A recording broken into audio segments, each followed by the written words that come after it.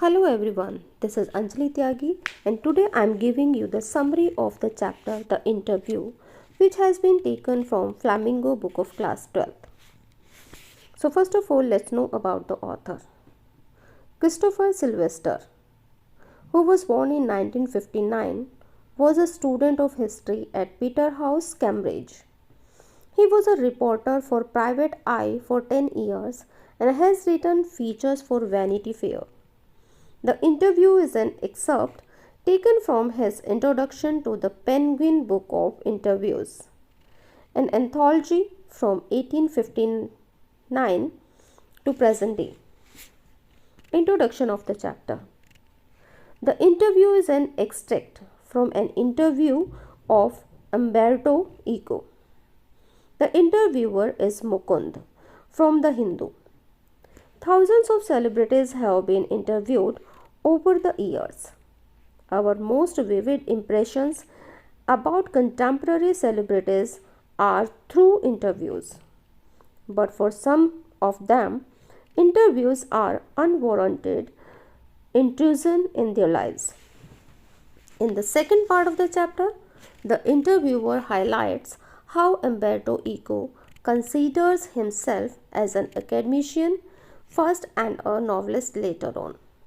He considers himself a university professor who writes novels on Sundays occasionally. The possible reasons for the huge success of Eco's novel, The Name of the Rose, are also highlighted in the interview. Theme of the chapter. The interview, written by Christopher Sylvester, briefs the new invention, interview, in the field of journalism. Interview that was invented over 130 years has become a commonplace journalism. Today, every literate or illiterate will have to experience interviews at some point of their lives. It is surprising to notice that as an interviewer, each one is comfortable, whereas as an interviewee, they feel it much disturbing and diminishing. Summary of the chapter. The lesson begins with the introduction to interview as a commonplace of journalism since its invention, which was a little over 130 years ago. According to the author, it is not very surprising that people have very distinct opinions about the uses of interview. Some think of it in its highest form, whereas some people can't understand being interviewed.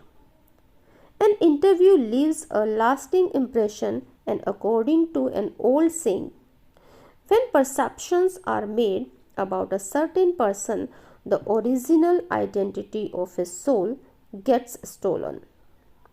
Famous celebrities, writers, and artists have been heard criticizing interviews.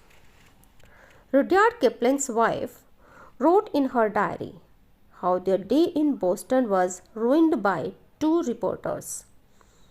Kipling considers interviewing an assault, a crime that should attract punishment. He believes that a respectable man would never ask or give an interview. There is an excerpt from the interview between Mukund from the Hindu newspaper and Umberto Eco, a professor at the University of Bologna in Italy, who had already acquired a formidable reputation as a scholar for his ideas on semiotics, the study of science, literary interpretation, and medieval aesthetics before he turned to writing fiction.